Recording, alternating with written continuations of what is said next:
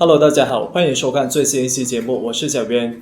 公交站旁突然传来一声枪响，一名男子当场毁容。侥幸脱险的背后，到底是一段冲动的报复行动，还是一场失败的蓄意谋杀？那个瘦弱的女子，到底是想让男友没脸，还是没命？今天我们就来一探究竟。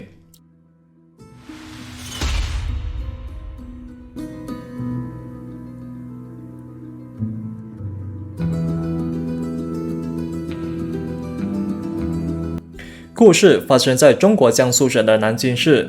2013年6月22号晚上9点半左右，街道上的行人和车辆络绎不绝，在某个公交站的站台旁，有7、8位乘客正在等着公交。其中有一对年轻男女比较特别，两人坐在椅子上，女的嘴里一直说个不停，情绪上似乎有一点激动，可她的男友却面无表情，一直低头玩着手机。对于女友的着急，他只是偶尔搪塞几句。然而短短几秒过后，公交站台突然响起了一声枪响，把周围人都吓了一跳。大家循声望去，看到了一个男子脸上满是鲜血。中枪后的男子因为剧烈的疼痛拼命呼喊，却说不出一句完整的话。面对突如其来的枪击，不少民众被吓得连忙后退躲闪。而在稍微反应过来之后，他们才报警求助。男子在倒地之后发出了杀猪般的叫声，他痛苦不堪的模样很快就吸引了路人的注意。在警车和救护车到来之前，大家议论纷纷，这好端端的怎么就突然有人开枪呢？相比较于围观民众，现场一个年轻女子的反应却完全不同。别人是震惊，她是震惊。她白色衣服上的大片血迹，换作是其他普通的女人早就发出了尖叫。在面部点点血迹的衬托之下，原本就面无表情的她，此刻更让人害怕不已。他一边走着，一边扣上枪支的保险，把它塞进了裤袋里，然后从容地离开了现场。一阵晚风吹过，女子的短发被轻轻拂起，搭配她那双冷酷的眼神，不知道的人还以为她是在拍电影。当警车停在公交站台旁边时，女人已经消失在了街道的尽头。警方迅速拉起了警戒线，疏散了周围围观的群众。而周围人证实，是一个身材消瘦的女人开的枪。但令他们非常奇怪的是，那个女人在开枪之后并没有慌乱，而是非常冷静的就离开了现场。警员听完之后也是一脸震惊。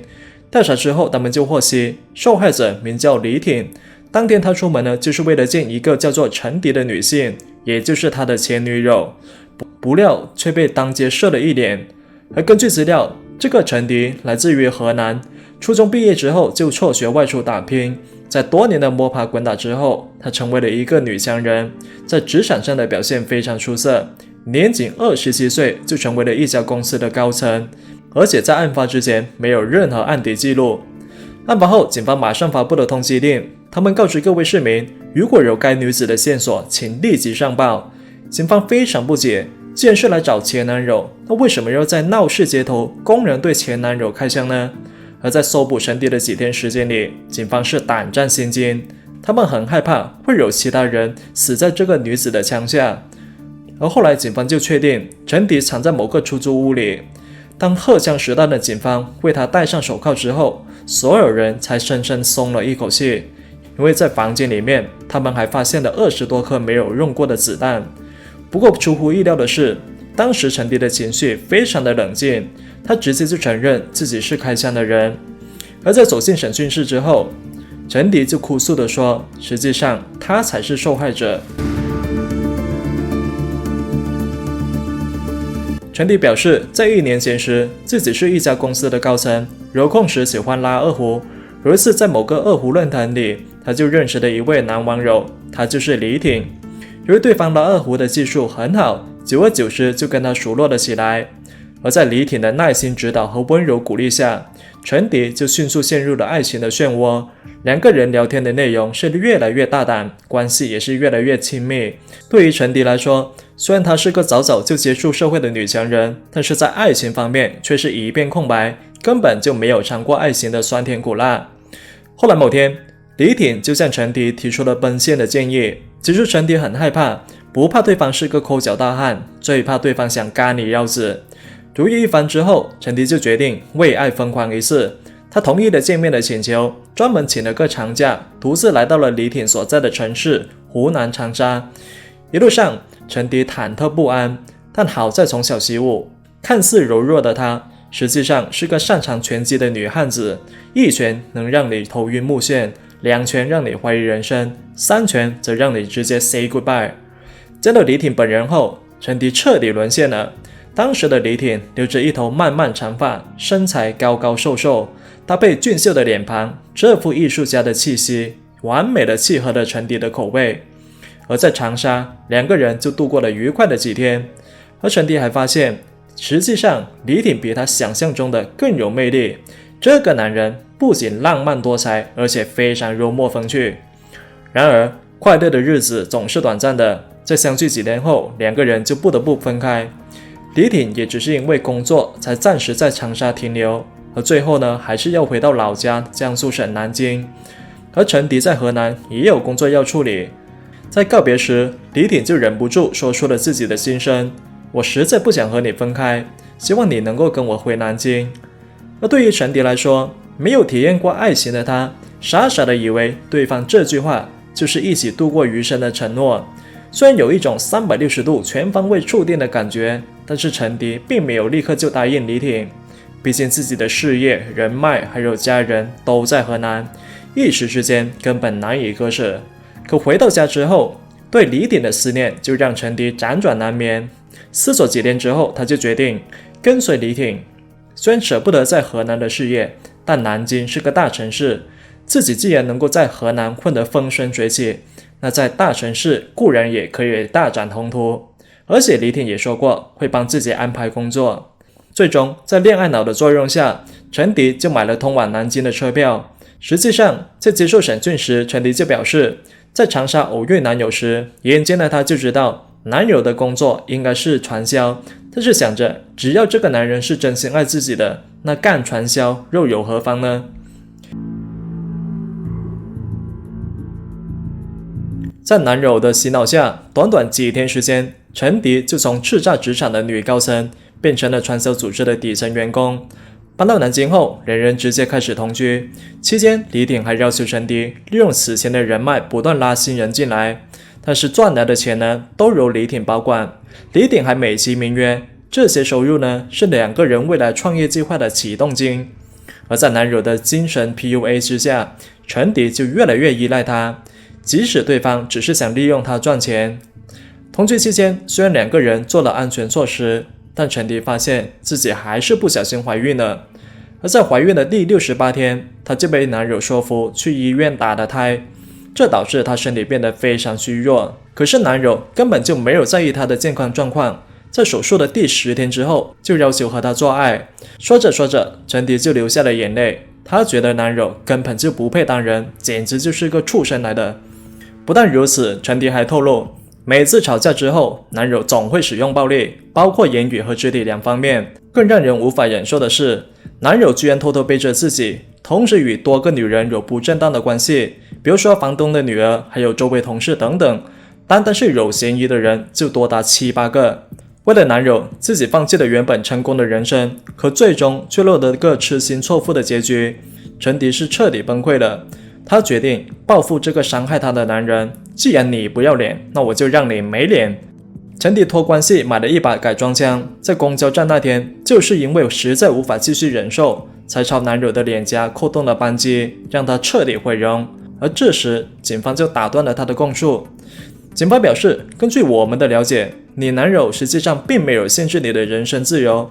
既然你男友如此对你，那你为什么不逃跑或者报警呢？但陈迪表示，这一切的缘由都是因为自己爱得太深，爱得太卑微。而在审视一番之后，警方就认为陈迪的口供存在一些不合理的地方，事实究竟如何，不能听信他的一面之词。在另外一边，经过医生的抢救，李挺就侥幸捡回了一条命。醒来之后，听到前女友陈迪的控诉之后，他差点气晕过去。他觉得自己是比窦娥还冤。李挺表示，自己才是被施暴的那个人。之所以会对前女友提出分手，是因为他就是个暴力狂。第一次遇到女友时，原以为她是个温柔的女孩，可没想到女友从小开始习武，看似瘦弱，实际上彪悍，大部分成年男人都未必打得过她。女孩习武呢，原本是好事，但是坏就坏在女友生性多疑，而且脾气暴躁。每次自己和其他女人走得稍微近一点，女友就怀疑他们是出轨对象。不怕女人疑神疑鬼，就怕暴力的女人疑神疑鬼。李挺说，起初自己也想过分手，但是奈何女友人脉广，舍不得放弃她拉人头的优势，这才忍了下来。可是没想到，女友在后期的控制欲是越来越变态，自己遭受的暴力也是越来越频繁。在后期，只要有机会，自己就会以各种理由躲着女友，不料被女友以为自己在外面沾花惹草。李挺就认为，女友并不像他所说的那样可怜，因为女友一个人来到南京之后，在不到1年的时间里，在组织里就成为了大姐大，而且还组建了一群打手。而在后来，李挺就提出了分手，但是遭到了女友的拒绝，因为对于陈迪来说，分手就意味着否定他1年来付出的一切，包括事业、健康还有尊严等等。陈迪认为，恋爱是2个人的事情，只有2个人同意分手，才能解除情侣关系。因此每次发现男友有想分手的念头时，陈迪就会发出警告，如果你敢找其他女人，那你就等着吃我的拳头。在陈迪的一厢情愿和武力威胁下，2人的关系是僵持不下。陈迪的口头威胁也变成了肢体上的暴力。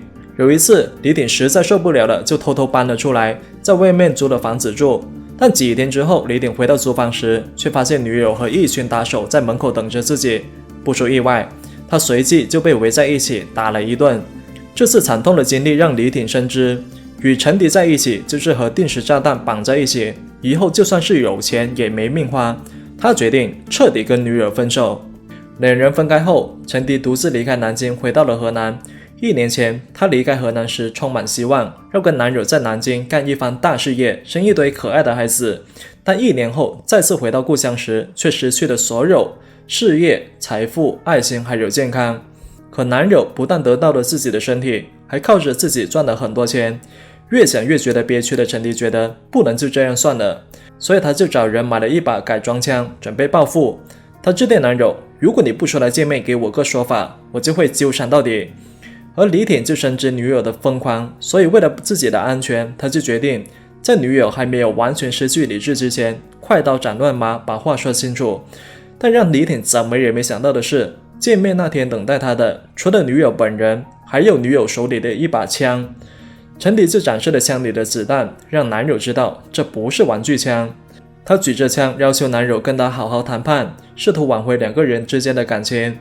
为了保命，李挺就用尽了这辈子做传销的口才，他对女友苦苦哀求，我是对不住你，我向你道歉，你把子弹送给我当作纪念，我会把子弹永远留在身边，就当我欠你一个人情，我会永远记住你的好。而一番好说歹说之后，李挺才成功让女友把子弹交了出来。他看着手里沉甸甸的子弹，李挺在心里长长舒了一口气，最起码还不会被一枪毙命。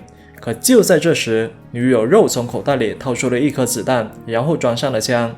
这下可好，李挺估计能够记住他女友2辈子了。情急之下，李挺就觉得，如果能够把女友骗到人多的地方，那女友自然就不敢开枪，自己的安全就肯定有所保障。看着前男友可怜巴巴的模样，陈迪就跟他下了楼。毕竟他的最终目的只是想挽回2个人的感情。而2个人走着走着就来到了公交车站，站在人群里，李挺就感觉安全了很多。他认为女友即使再凶，那肯定也不敢当着这么多人的面开枪。而在等待公交车到来前，李挺就坐在了站台的长凳上。在经历过刚才九死一生的凶险后，他都觉得自己的腿有点不听使唤了。想到刚才那一幕，陈迪就认为男友应该是回心转意了，所以在语气上就开始变得温柔。可陈迪越是温柔，男友的态度就越是敷衍。李挺认为女友只不过是装腔作势，根本就不敢开枪。一想到自己刚才那个快要尿裤子的模样，李挺在心里就非常的不爽。不管女友此时在旁边说什么，他都懒得听，只是独自的看着自己的手机。男友这副满不在乎的态度彻底惹恼了陈迪。他本来还想给男友一次机会，结果这家伙居然给脸不要脸。既然你不要脸，那我就让你彻底没脸。趁着男友不注意，陈迪就绕到后面，直接从口袋里掏出了手枪，把枪口怼在了男友脸上，然后食指轻轻一动，男友的脸上就直接开了花。从发现脸颊被枪口堵住到感到脸上的剧痛，李挺根本就来不及躲避。倒在地上后，他本能的向旁人求救，却说不出一句完整的话，因为他整个脸颊和口腔都被子弹穿透了。他唯一记得的是女友陈迪离开前那双冰冷的眼神，以及一直没有回头的背影。实际上，如果李挺能够多忍耐一会儿，将女友送上车并送她离开，事情或许就不会这样。而在案发之后，李挺虽然侥幸捡回了一条命，但是从脸颊穿过的子弹让他彻底毁了容，直接就给他的职业生涯画上了句号。以前那个风流倜傥的小伙子，在短短一夜之间就成为了丑八怪。2014年，南京法院就审理了此案。在法庭上，控辩双方各执一词，意见完全相反。但是对于法官来说，不管李挺和陈迪两个人他们在过去的矛盾究竟如何，但是陈迪的犯罪事实非常的明显，他确实非法持有枪支，而且开枪伤了人。而唯一有分歧的地方，就是在于陈迪到底是蓄意杀人还是故意伤人。陈迪表示自己只是想打男友的脸，从来就没有想过要杀死男友。他说自己确定打脸不会致命，因为自己在10几岁时就读过卫校，知道人体脑部的构造特点。如果子弹从脸颊打过去，它不会致人死亡。为了反驳陈迪的观点，检方就出示了医院的诊断证明，他们证实陈迪开枪时，如果在方向上只要发生一点点的偏移，那就会直接导致受害者命丧黄泉。在经过控辩双方的辩论之后，最终法院就以故意伤人罪判处了陈迪有期徒刑6年。这对情侣因为一把浪漫的二胡结缘，最终却以一把冰冷的手枪作结，一个人毁容，一个人坐牢，实在是令人叹息。问世间情为何物，直叫人以死相逼。而纵观事情的前因后果，陈迪和李挺的口供是公说公有理，婆说婆有理。为了追随男友，陈迪他确实放弃了原本就成功的人生，甚至还为男友堕了胎坐了牢。可是男友从头到尾都是把他当作工具人。那如此来看，陈迪的确是受害者。但是仔细想一想，早早就接触社会阅人无数的陈迪，难道他真的不知道李挺为人存在问题吗？就像他在审讯时说过的，在长沙和男友接触时，他就知道男友是在干传销这种违法勾当，明知山有虎，偏向虎山行。陈迪所谓的男友会帮他安排工作，实际上应该是他掩盖自己行为的一个借口。两个人只是从各自的角度出发，说出了一些经过隐瞒还有被加工之后的真相。而至于受害者李挺来说，他错就错在欺骗了女人，而且这个女人还偏偏是陈迪，一个从小习武、性格彪悍的女汉子。在为李挺遭遇感到不幸的同时，我们也应该举杯庆祝。如果不是因为陈迪，或许另外一个被李挺欺骗的人是其他更容易受伤的女人，到时候引起的悲剧恐怕就不是刚好子弹打偏那么简单。说句不太恰当的话，也许目前这个结局呢是最好的结局，没有人因此死亡，但是所有人都因此接受了惩罚。我是小渊，我们下期再见。